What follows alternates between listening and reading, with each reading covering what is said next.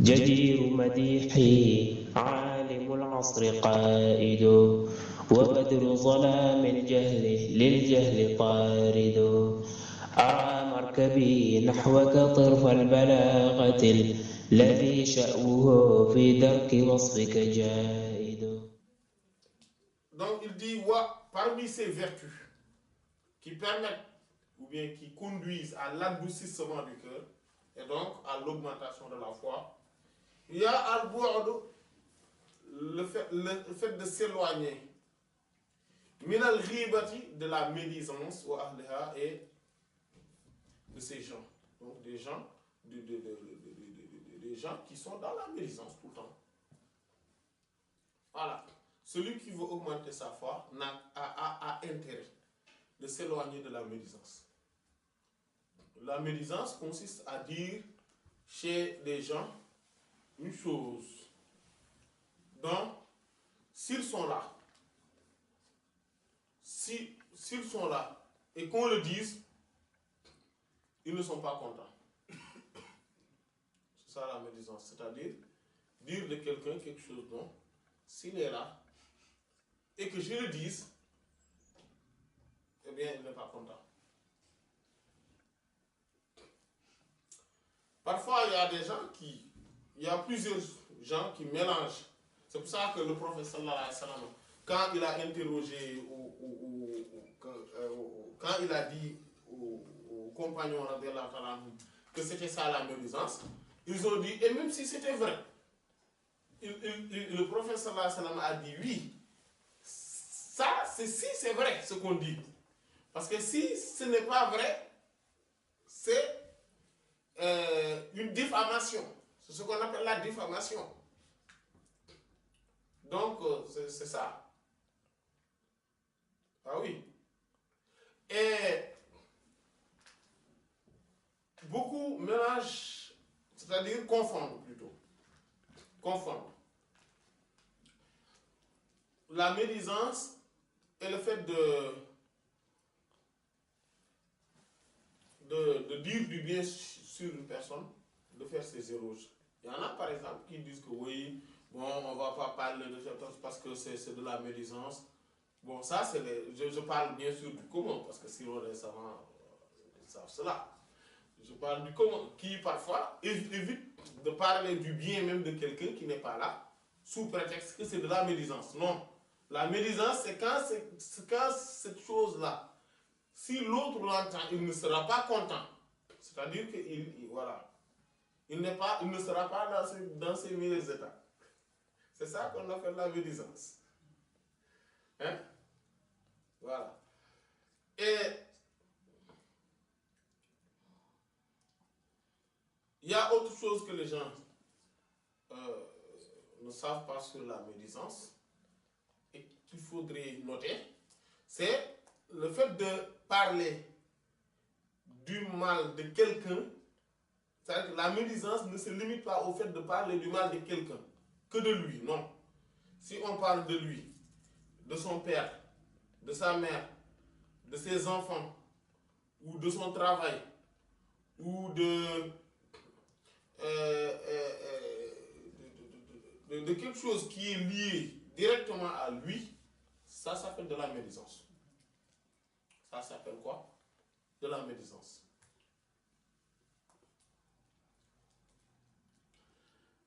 Il y a aussi un autre point à préciser sur la médisance, c'est quand on parle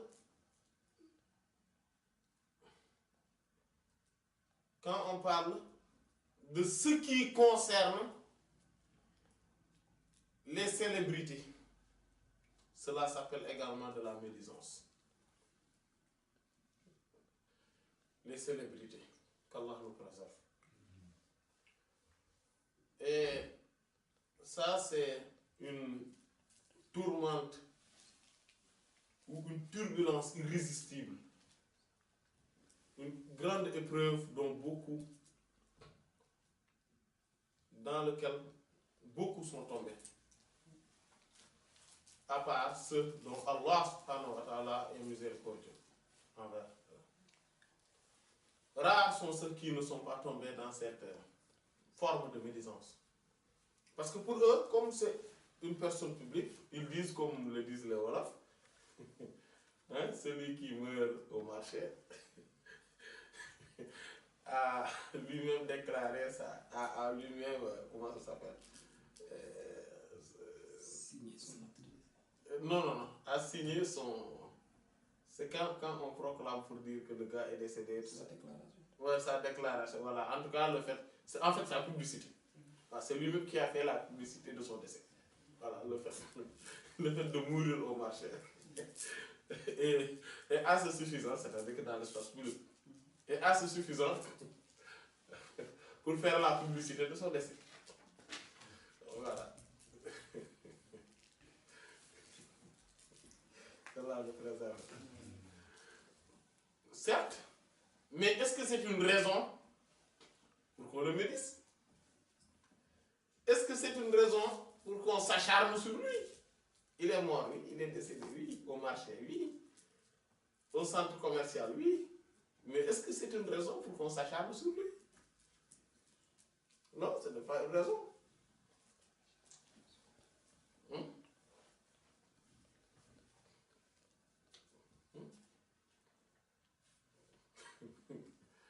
Je ne sais pas comment ils le disent en Europe, j'ai oublié le proverbe. Xam nga lu def waxu luy ay di jàngal.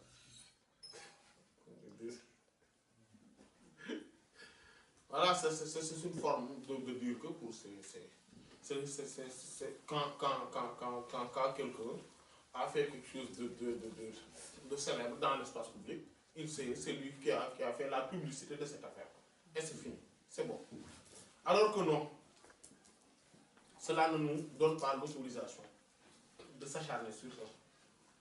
Et comme le disent les savants, faites très attention.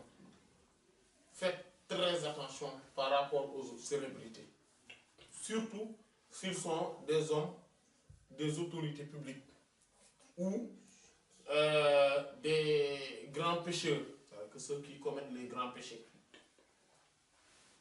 Il faut faire très attention sur eux, les concernant. Parce que le jour de la résurrection, ils viendront avec leurs grands péchés. Parce que souvent, ces gens-là sont pleins de péchés, sont pleins de malfaisance. Voilà. Et le jour où ils vont venir, c'est-à-dire le jour de la résurrection, avec leurs grands péchés, beaucoup de péchés,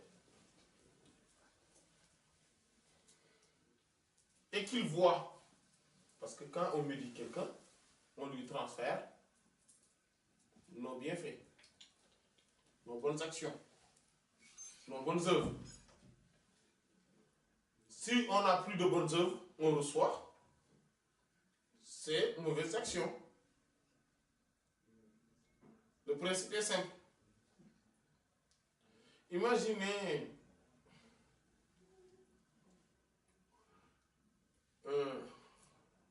ces gens-là,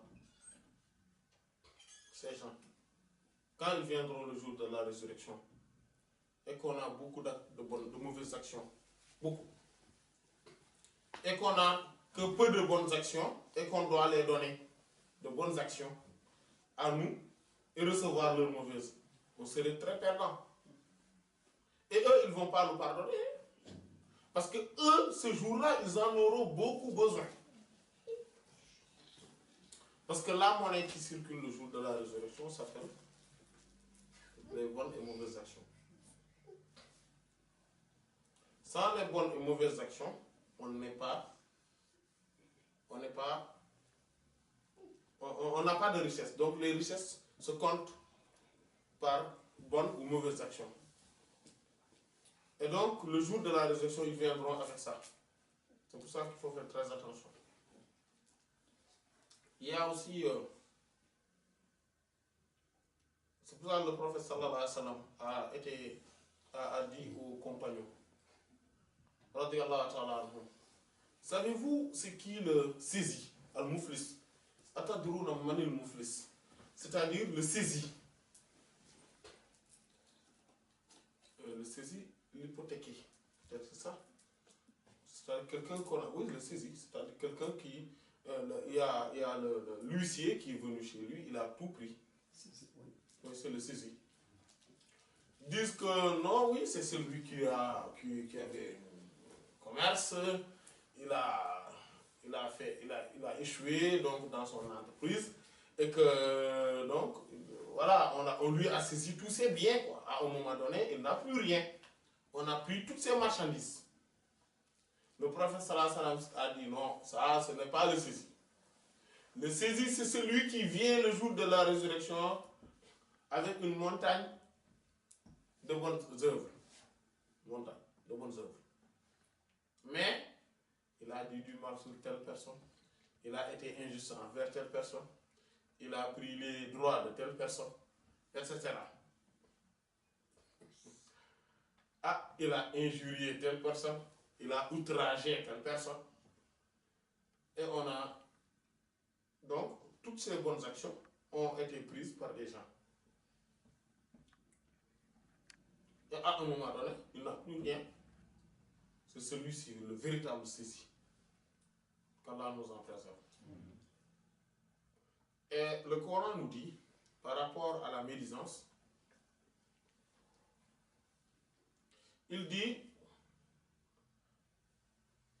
Ayuhibbu ahadukum an ya'kula lahma akhihi maytan fakarihtumuh. En nous donnant, en nous faisant un symbole, le Coran nous fait une métaphore, un symbole, par rapport à la médisance. Il nous dit, voulez-vous, aimeriez-vous? Il dit, voilà tahtabu. Voilà yaghtab ba'dukum ba'da. Voilà yaghtab ba'dukum ba'da.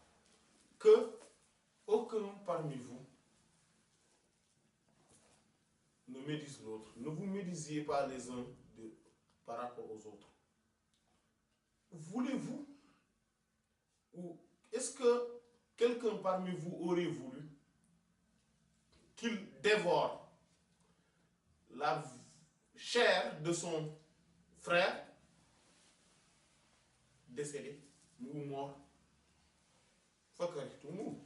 Oh, vous voyez, c'est répugnant. Vous n'aimez pas cela, vous détestez cela. C'est pareil. Nous aussi, c'est comme ça. C'est l'exemple de la médisance. C'est l'exemple de la médisance. Qu'Allah nous en préserve. C'est comme consommer la viande de quelqu'un. Ça, c'est la médisance du commun. Le commun des mortels. Le médire est si grave que ça. De telle sorte qu'Imam Ibn Mubarak, rahimahullah, disait que, et c'est Abdullah, l'imam Abdullah Ibn Mubarak, al-Marwazi, rahimahullah, disait, celui qui fait la médisance d'une personne, le jour de la résurrection, Allah subhanahu wa ta'ala va amener un prototype de cette personne et va contraindre à la personne de le consommer étant mort jusqu'à ce que, c'est-à-dire qu'il y a, quand le cadavre en fait, le cadavre à un moment donné,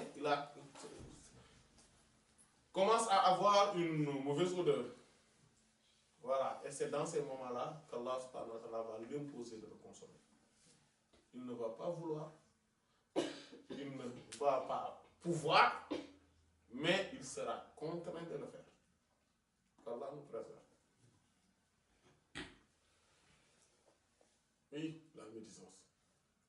C'est pour cela, l'imam Hassan al-Basri, rahimahullah, disait aussi que, oh, bienvenue à de bonnes œuvres qui n'ont ni émerveillement, ni associationnisme, ni ostentation. Rien. Oui. Parce que quand c'est toi qui as commis la bonne action, moi, cette bonne action-là, je ne peux pas le détruire. Je ne peux pas. Je ne peux pas l'annuler. Au moment où je ne peux pas faire ça veut dire que je ne peux pas faire d'auto-émerveillement par rapport à cette action. Je ne peux pas avoir d'ostentation par rapport à cette action, par rapport à cette œuvre. Donc je suis assuré que cette œuvre-là va arriver jusqu'au jour de la résurrection. Parce que je ne vais pas l'annuler par mes propres actions. Donc c'est pour cela que celui qui donne sa réputation, c'est-à-dire comme on le dit à Herbe, sa réputation comme aumône aux gens, il n'y a pas de meilleure bonne action. Il n'y a pas de meilleure bonne action. Parce que, voilà, les gens vont se déverser, voilà.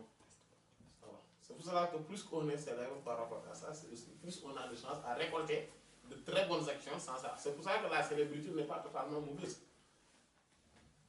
Oui, ce n'est pas totalement mauvaise, parce que parfois, ça permet aussi à gagner beaucoup de bonnes actions dont on n'a fait aucun effort et qu'on ne peut pas annuler. Parce que les gens vont sûrement parler sur son dos. Ah oui.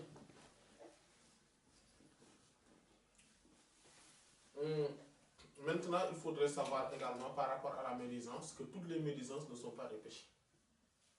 Il y a des exceptions. Il y a le fait de médire quelqu'un parce qu'on va devant, c'est-à-dire qu'on se plaint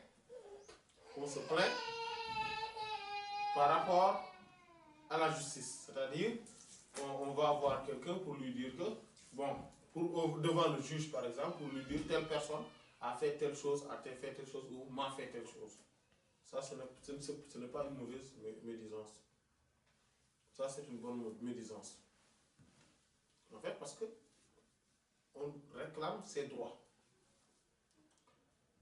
L'autre médisance, qui est aussi bonne, c'est le fait de se plaindre, c'est-à-dire de dire les défauts de quelqu'un pour chercher auprès de celui à qui on se plaint l'aide ou le soutien pour aider l'autre afin qu'il sorte de ses dérives, de ses actes de désobéissance.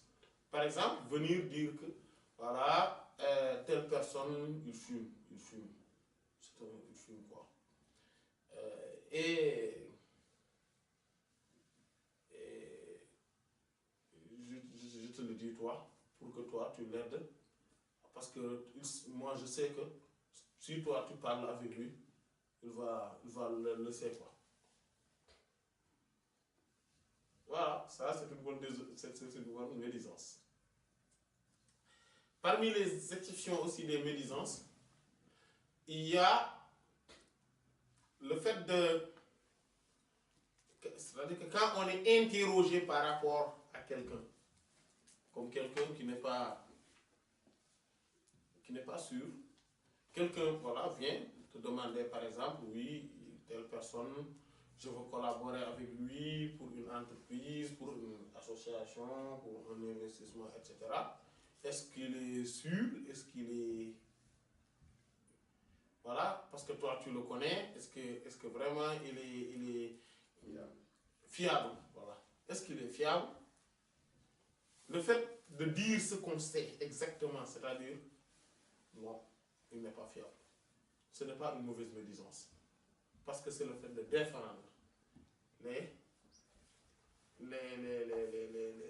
intérêts des autres. Et puis, le fait de diminuer, de minimiser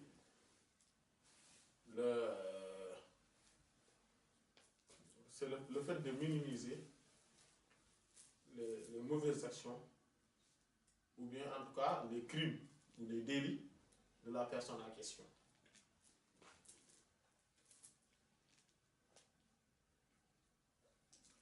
Il y a aussi le fait de, parmi les médisances qui ne sont pas graves, qui ne sont pas mauvaises, il y a ce qui concerne ce qu'on appelle al-jarh wa ta'dil. C'est-à-dire le fait d'accabler quelqu'un, ou bien le fait de le juger comme étant quelqu'un de juste et de fiable, parce que c'est la science qui en a besoin.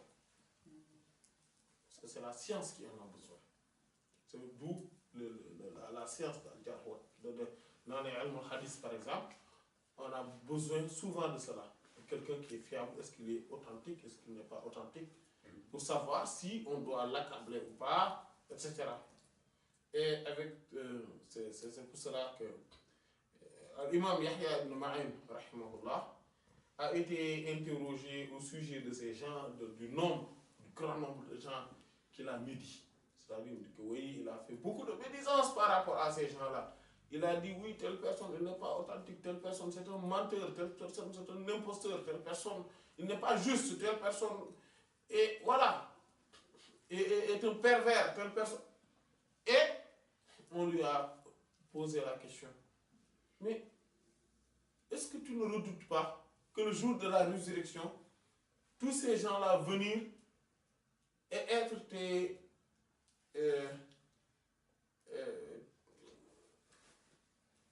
et être des plaignants devant Allah subhanahu wa ta'ala. Et donc, vous allez, et que toi, tu sois dans le banc des accusés, le jour de la résurrection avec eux. Il dit, je préfère les avoir tous comme adversaires le jour de la résurrection, devant le juge qui est Allah, subhanahu wa ta'ala, que d'avoir le prophète sallallahu alayhi wa sallam comme adversaire. Parce que si je ne défends pas sa sunna, le jour de la résurrection, je viendrai et il me dira, pourquoi tu n'as pas défendu ma sunna? فما كثرت إلا عليك مدائحي وما حسنت إلا عليك المحامد وما لي بقول فيك إلا شهدته شهادة حق ليس فيه زوائد بل اسمك عنوان العلا فيك خالد محمد أنت المصطفى أنت عابد